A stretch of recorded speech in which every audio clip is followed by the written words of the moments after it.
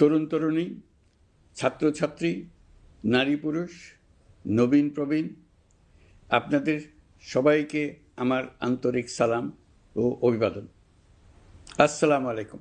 আজ আপনাদের সামনে উপস্থিত হয়েছি এক অতি তাৎপর্যপূর্ণ, ঐতিহাসিক ও ভবিষ্যৎ নির্ধারক মুহূর্তে। আর মাত্র একদিন পরেই সারা দেশে অনুষ্ঠিত হবে ত্রয়োদশ জাতীয় সংসদ নির্বাচন এবং তার সাথে জুলাই জাতীয় সনদের উপর গণভোট। সারা জাতির বহু বছরের আকাঙ্ক্ষার দিন। আমি গভীর শ্রদ্ধা ও বিনম্রতার সঙ্গে স্মরণ করছি মহান মুক্তিযুদ্ধ ও জুলাই গণঅভ্যুত্থানের সকল শহীদকে, যাদের রক্তের বিনিময়ে আমরা বাংলাদেশ পেয়েছি এবং স্বৈরাচার বিরোধী দীর্ঘ লড়াই সংগ্রামের সাফল্যের পর আজ আবার গণতান্ত্রিক উত্তরণের যুগ সন্ধিক্ষণে দাঁড়িয়ে আছি।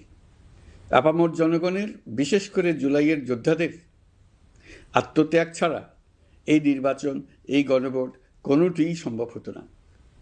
সমগ্র জাতি তাই তাদের কাছে চিরঋণী। প্রত্যেক জাতির জীবনে এমন কিছু দিন আসে যার তাৎপর্য থাকে সুদূর প্রসারী, যেদিন নির্ধারিত হয় রাষ্ট্রের ভবিষ্যৎ দিক নির্দেশনা, গণতন্ত্রের চরিত্র এবং স্থায়িত্ব ও আগামী প্রজন্মের ভাগ্য। আগামী পরশু ঠিক তেমনি একটা দিন, যেদিন দুটি ভোট অনুষ্ঠিত হতে যাচ্ছে।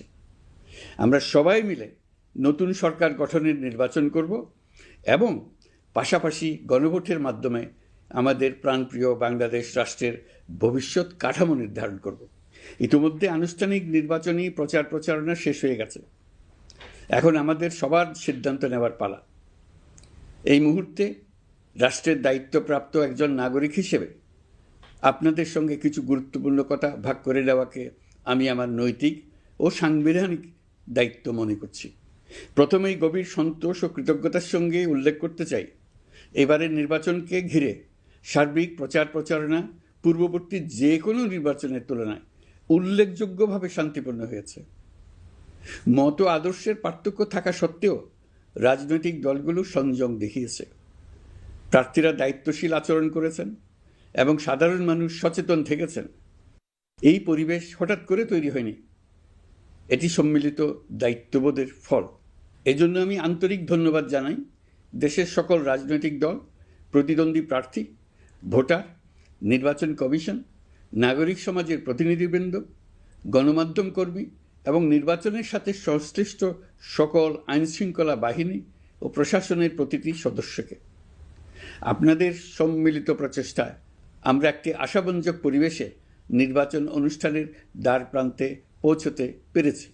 তবে এই শান্তিপূর্ণ পরিবেশের মাঝেও আমাদের হৃদয়ে গভীর বেদনার ছায়া রয়েছে।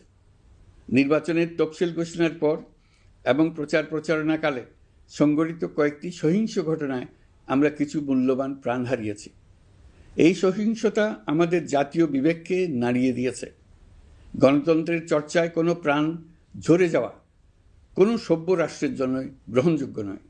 প্রিয় দেশবাসী, এবারের নির্বাচনে 51টি দল প্রতিদ্বন্দ্বিতা করছে, যা এ যাবৎকালের যে কোনো নির্বাচনের মধ্যে সর্বাধিক সংখ্যক রাজনৈতিক দলের অংশগ্রহণ। স্বতন্ত্র সহ মোট প্রার্থীর সংখ্যা 2000-এরও বেশি। আগের জাতীয় নির্বাচনগুলোতে এর চেয়ে বেশি প্রার্থী প্রায় কখনোই দেখা যায়নি।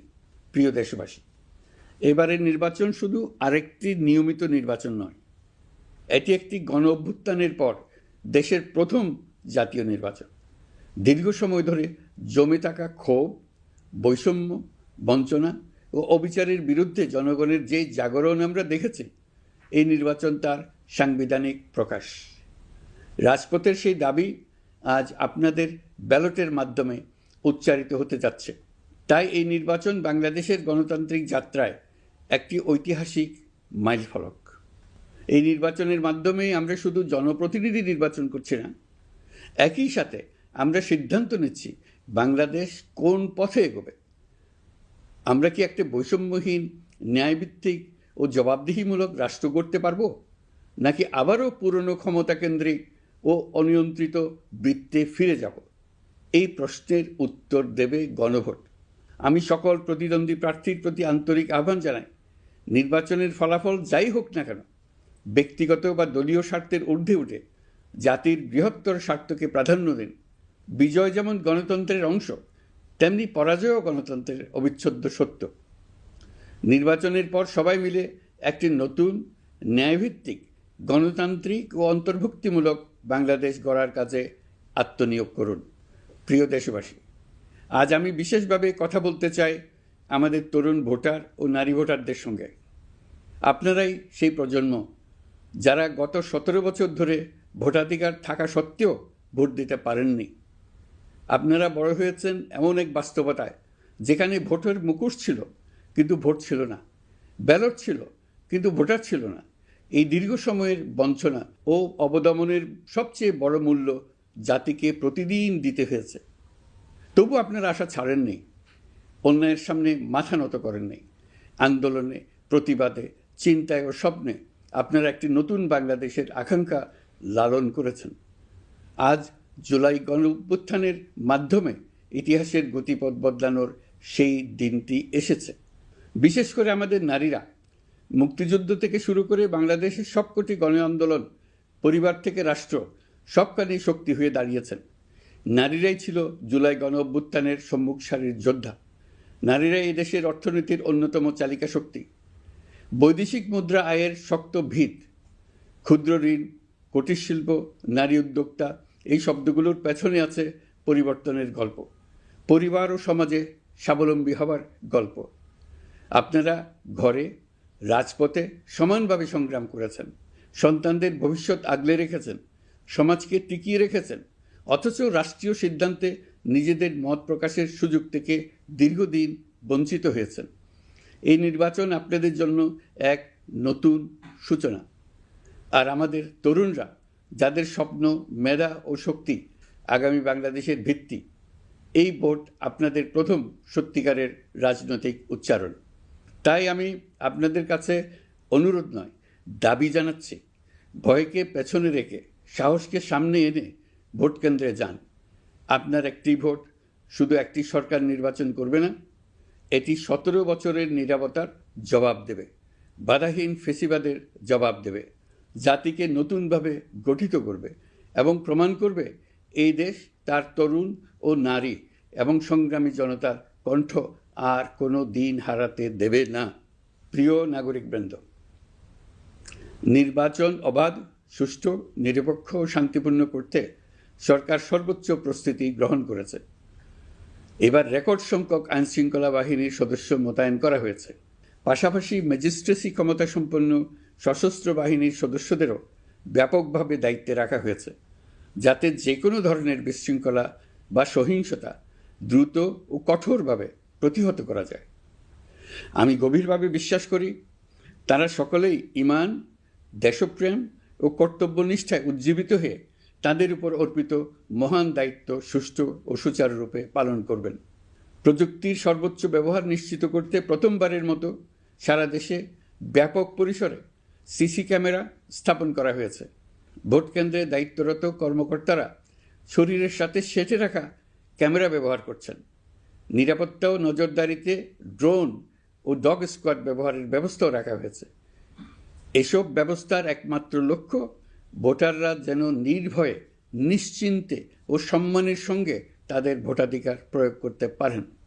এই নির্বাচনকে আরও অন্তর্ভুক্তিমূলক করার জন্য আমরা কিছু ঐতিহাসিক পদক্ষেপ গ্রহণ করেছি। প্রথমবারের মতো প্রবাসী বাংলাদেশিদের ভোটাধিকার প্রয়োগের সুযোগ সৃষ্টি করা হয়েছে। বিশ্বের বিভিন্ন প্রান্তে বসবাসকারী আমাদের ভাই বোনেরা দেশের ভবিষ্যৎ নির্ধারণে অংশগ্রহণ করতে পারছেন। এটি আমাদের গণতন্ত্রের পরিসরকে আরও বিস্তৃত করেছে। আমাদের এই নতুন অভিজ্ঞতা অন্যান্য দেশে প্রচলনের জন্য ইতিমধ্যে কয়েকটি দেশ আগ্রহ প্রকাশ করেছে এবং আমাদের অভিজ্ঞতার প্রতিটি ধাপ তারা পর্যবেক্ষণ করছে। একই সঙ্গে দেশে অবস্থানরত সরকারি কাজে নিয়োজিত ব্যক্তি, আইনশৃঙ্খলা বাহিনীর সদস্য এবং আইনি হেফাজতে বা কারাগারে থাকা যোগ্য নাগরিকদের জন্য পোস্টাল ব্যালটের মাধ্যমে ভোট প্রদানের সুযোগ দেওয়া হয়েছে। এটি প্রমাণ করে রাষ্ট্র কাউকে বাদ দিয়ে নয়, সবাইকে সঙ্গে নিয়েই এগোতে চায়। ভোটাধিকার কারো দয়া নয়, এটা আমাদের সংবিধান প্রদত্ত মৌলিক অধিকার। এই অধিকার প্রয়োগের মাধ্যমেই আমরা ঠিক করি আমাদের ভবিষ্যৎ কোন পথে যাবে।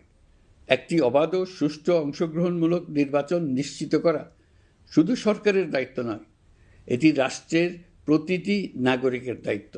রাজনৈতিক দলগুলোর প্রতি আমি অত্যন্ত স্পষ্টভাবে বলতে চাই, আপনারা দলের কেন্দ্র থেকে তৃণমূল পর্যন্ত সর্বস্তরের নেতাকর্মীদের দ্ব্যর্থহীনভাবে নির্দেশ দিন যেন কেউ কোনো ধরনের বিশৃঙ্খলা, সহিংসতা, ভয়ভীতি প্রদর্শন, কেন্দ্র দখল, ভোটে প্রভাব বিস্তার করা কিংবা উস্কানিমূলক কর্মকাণ্ডে জড়িত না হয়।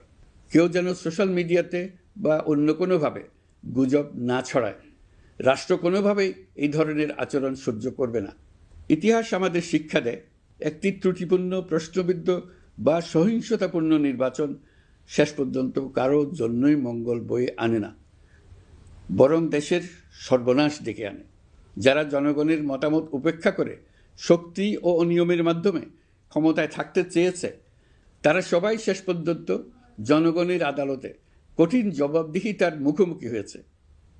প্রিয় দেশবাসী, নির্বাচনী প্রক্রিয়া শুরু হওয়ার পর থেকেই আমরা লক্ষ্য করছি একটি চিহ্নিত মহল পরিকল্পিতভাবে গুজব ও অপতথ্য ছড়িয়ে নাগরিকদের মনে সন্দেহ, ভয় ও বিভ্রান্তি সৃষ্টি করার চেষ্টা করছে।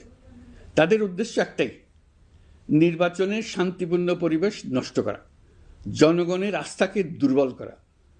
আমি আপনাদেরকে অনুরোধ করছি, সতর্ক থাকুন, দায়িত্বশীল থাকুন, যাচাই না করে কোনো তথ্য শেয়ার করবেন না।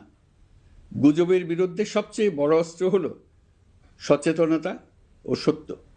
নির্বাচন নিয়ে যারা বিগত মাসগুলোতে উদ্দেশ্যমূলকভাবে সংশয়, সন্দেহ সৃষ্টি করেছিল, তারা সম্পূর্ণভাবে ভুল প্রমাণিত হয়েছে। জনগণকে বিভ্রান্ত করতে তারা চূড়ান্তভাবে ব্যর্থ হয়েছে। আপনারা সকল প্রকার অপপ্রচার থেকে নিজেদের মুক্ত রাখুন। তথ্য যাচাইয়ের জন্য সরকারের সঙ্গে সার্বক্ষণিক যোগাযোগ রাখুন। নির্বাচন বন্ধু হটলাইন 333 এতে ফোন করে সঠিক খবর জেনে নিন। এখন নতুন করে অপপ্রচার চালানো হচ্ছে যে বর্তমান অন্তর্বর্তী সরকার নাকি নির্বাচিত জনপ্রতিনিধিদের কাছে দায়িত্ব হস্তান্তর করবে না। এটা সম্পূর্ণ ভিত্তিহীন ও পরিকল্পিত অপপ্রচার, যার একমাত্র উদ্দেশ্য হল আমাদের গণতান্ত্রিক উত্তরণে বিঘ্ন সৃষ্টি করা।